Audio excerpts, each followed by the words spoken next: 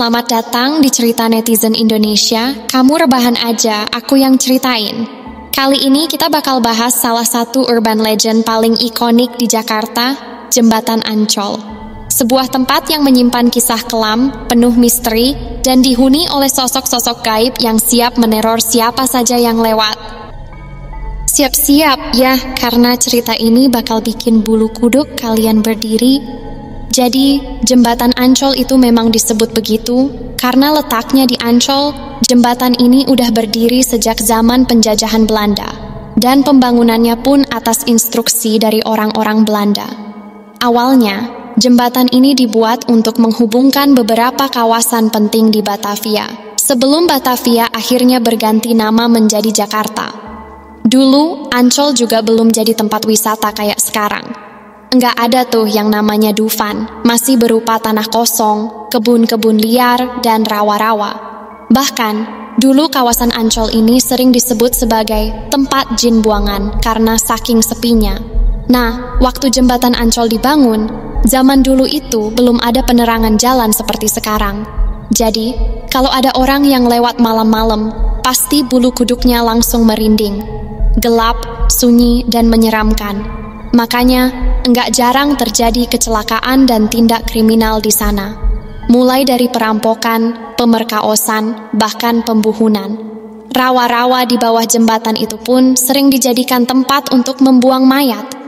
Karena banyaknya kejadian tragis di masa lalu, enggak heran kalau lokasi ini dianggap angker dan memiliki banyak penghuni gaib. Nah, dari sekian banyak cerita mistis yang berkembang, yang paling terkenal adalah sosok si manis Jembatan Ancol. Dan satu lagi, si botak.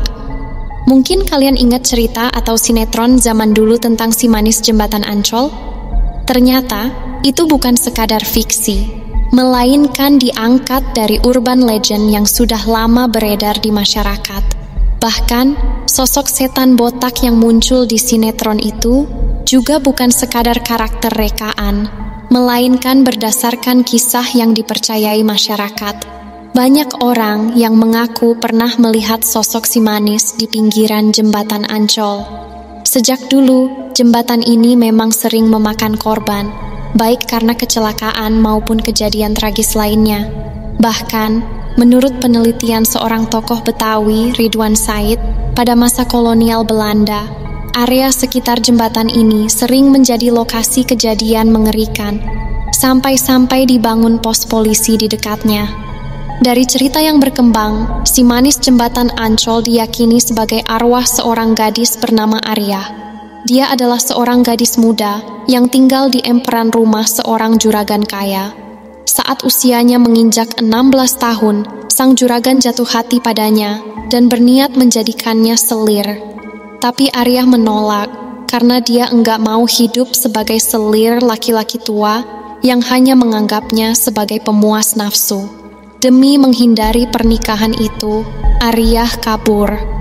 Dalam pelariannya, dia bertemu dengan Oe Tambahsia, seorang juragan kaya raya di Batavia yang terkenal memiliki banyak perempuan muda. Saat melihat Arya, Oe langsung tertarik dan menyuruh dua anak buahnya untuk menangkap gadis itu.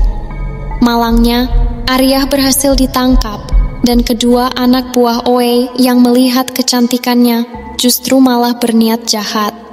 Mereka tega memperkaos Arya yang saat itu berusaha melawan sekuat tenaga.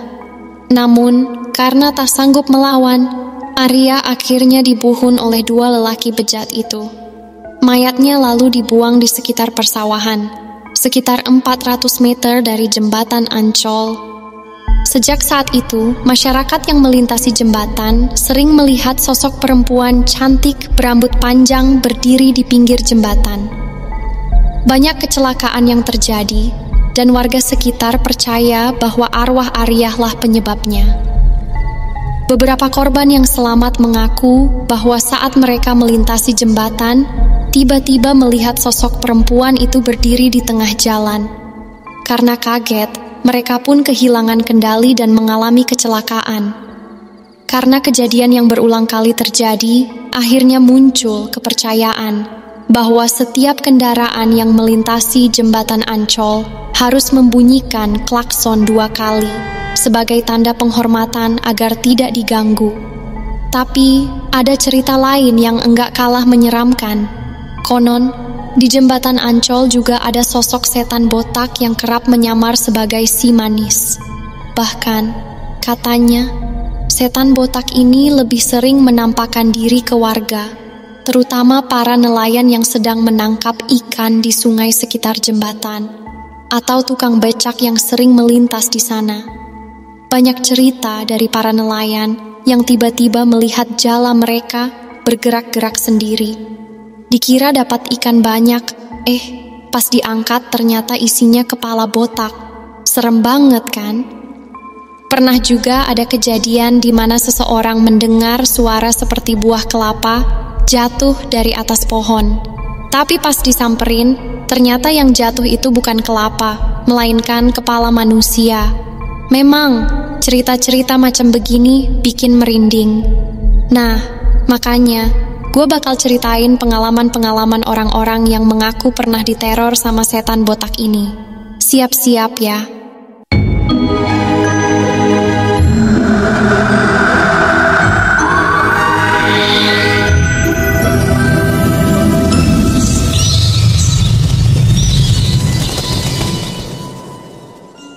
Di tahun 90-an, Pak Yanto bekerja sebagai tukang becak di sekitar jembatan Ancol. Seperti yang sudah kita bahas tadi, daerah itu kalau malam memang sepi banget.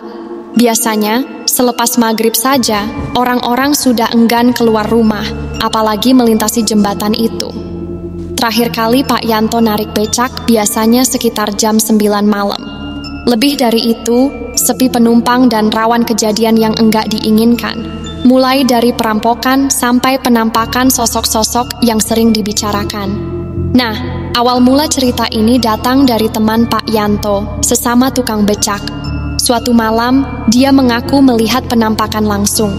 Awalnya, dia bingung karena yang muncul bukan sosok perempuan cantik seperti yang sering diceritakan tentang si manis jembatan Ancol, tapi malah sosok botak yang bergelantungan di besi jembatan. Seperti orang yang sedang memanjat, tapi dengan aura yang sangat menyeramkan. Saking terkejutnya, temannya Pak Yanto sampai jatuh sakit selama seminggu setelah melihat penampakan itu. Keesokan harinya, ada lagi kejadian tragis di tempat yang sama. Sebuah kecelakaan antara motor dan truk terjadi di jembatan Ancol. Motor ringsek sampai masuk ke kolong truk dan pengendaranya tewas di tempat. Saat diinterogasi polisi, sopir truk itu mengaku melihat sosok berkepala botak yang tiba-tiba muncul di sampingnya, berlari mengikuti truknya, lalu melompat ke kali di bawah jembatan. Karena kaget, ia refleks menoleh ke arah sosok itu dan kehilangan fokus, hingga akhirnya menabrak pengendara motor yang datang dari arah berlawanan. Pak Yanto sendiri awalnya enggak percaya dengan semua cerita itu. Dia mengira orang-orang hanya termakan omongan yang beredar, atau sopir truk itu hanya mencari alasan untuk kelalaiannya. Selama bertahun-tahun narik becak di daerah itu, dia enggak pernah melihat penampakan aneh. Paling-paling, dia pernah melihat orang-orang berkerumun karena ada penemuan mayat, tapi itu lebih ke kasus kriminal, bukan karena gangguan makhluk halus. Justru, menurutnya, lebih serem ketemu orang jahat daripada setan. Sampai akhirnya, suatu malam, Pak Yanto mengalami kejadian yang mengubah pandangannya. Malam itu, seperti biasa, selepas jam 9, daerah sekitar jembatan Ancol sudah sangat sepi. Pak Yanto berniat pulang, mengayuh becaknya perlahan-lahan. Tapi dari kejauhan, dia melihat sosok perempuan cantik mengenakan kain merah berdiri di pinggir jalan. Perempuan itu melambaikan tangan, memberi isyarat ingin menumpang becaknya. Senang dong Pak Yanto. Awalnya, dia sudah hampir putus asa karena enggak ada penumpang, tapi ternyata masih ada rezeki di ujung malam. Apalagi, yang naik becaknya ini cantik pula. Si perempuan lalu naik ke becaknya dan berkata, pelan, "Ke gapura kampung di seberang jembatan ya Pak." "Siap Neng," jawab Pak Yanto semangat. Di sepanjang perjalanan, Pak Yanto yang memang orangnya ekstrovert, coba ngajak ngobrol si perempuan. "Mbak, habis dari mana? Umurnya berapa?" Ya, sekadar biar perjalanan enggak terasa sepi. Tapi anehnya, si perempuan cuma diam saja, enggak menanggapi. Mukanya datar, tatapannya kosong. Pak Yanto berpikir, mungkin perempuan ini risih ditanya-tanya.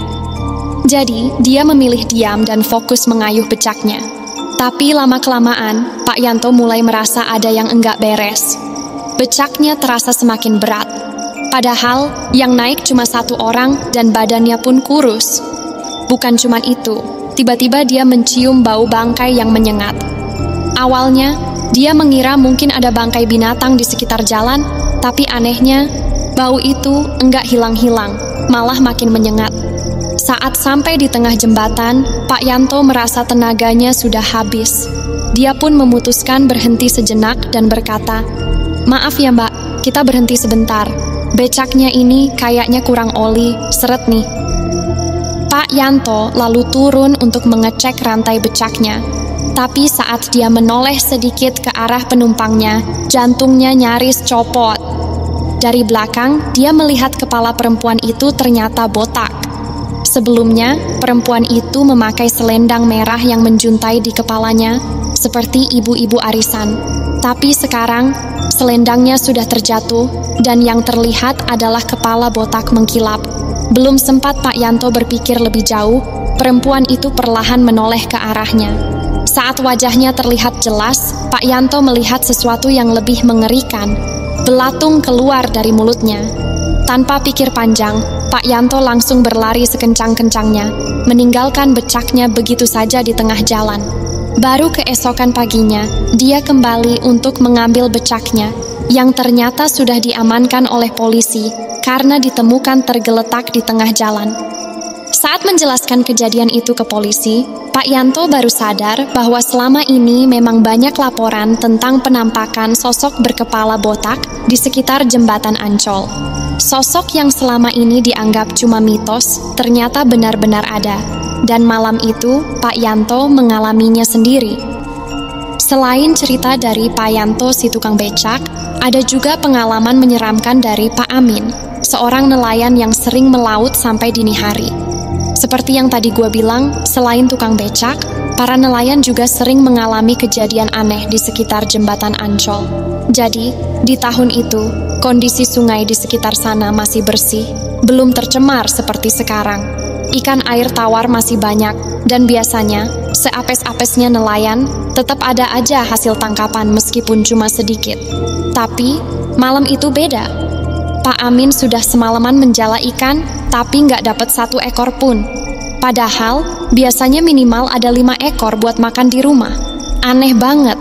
Udah beberapa kali dia nebar jala, tapi tiap kali ditarik, kosong lagi. Sampai akhirnya, sekitar dini hari, dia masih belum juga dapat ikan. Tapi dasar nelayan sejati, dia nggak mau nyerah. Pikirnya, udahlah, terusin aja sampai subuh, siapa tahu ada hasil. Nah, kalau biasanya jam segitu udara terasa adem, malam itu justru gerah banget. Nggak ada angin, nggak ada suara jangkrik, suasana jadi aneh. Pak Amin mulai ngerasa nggak enak, tapi dia berusaha cuek dan fokus cari ikan. Sampai tiba-tiba, di jarak sekitar 2 meter dari perahunya, dia lihat ada ikan besar. Wah, kesempatan emas nih, pikirnya. Tapi sebelum sempat menangkap ikan itu, tiba-tiba dia dengar suara dari belakang perahunya. Pas nengok, dia lihat banyak ikan kecil yang lompat-lompatan di permukaan air. Nah, daripada ngejar satu ikan besar yang belum tentu dapet, dia pikir lebih baik nangkap ikan kecil yang jelas-jelas ada di depan mata. Dia langsung nebar jala ke arah ikan-ikan kecil itu.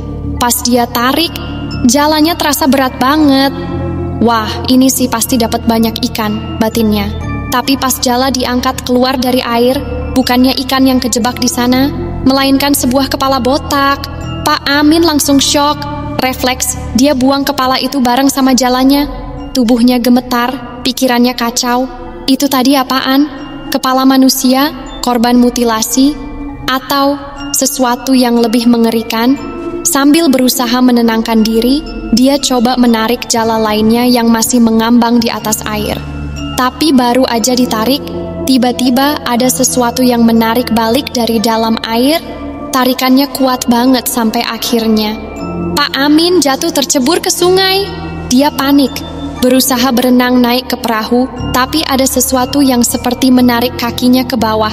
Untungnya, di saat genting itu, ada nelayan lain yang lewat dan buru-buru nolongin dia. Tapi, karena tadi sempat panik dan menelan banyak air, pas berhasil naik ke perahu, Pak Amin langsung pingsan. Setelah kejadian itu, Pak Amin mengalami demam tinggi selama berhari-hari. Dia juga jadi trauma berat dan gak berani lagi menjala ikan di daerah itu, terutama kalau sudah lewat tengah malam. Dan begitulah kisah urban legend Jembatan Ancol yang terus hidup dari generasi ke generasi. Sampai sekarang, banyak yang masih percaya kalau hujan rintik-rintik di malam hari bisa jadi pertanda kemunculan si manis, atau setan botak yang masih mencari sosok Maryam. Jadi, kalau suatu saat kalian melewati Jembatan Ancol di tengah malam, apalagi saat hujan, jangan menoleh ke belakang. Siapa tahu, ada sesuatu yang menggelinding mendekati kalian.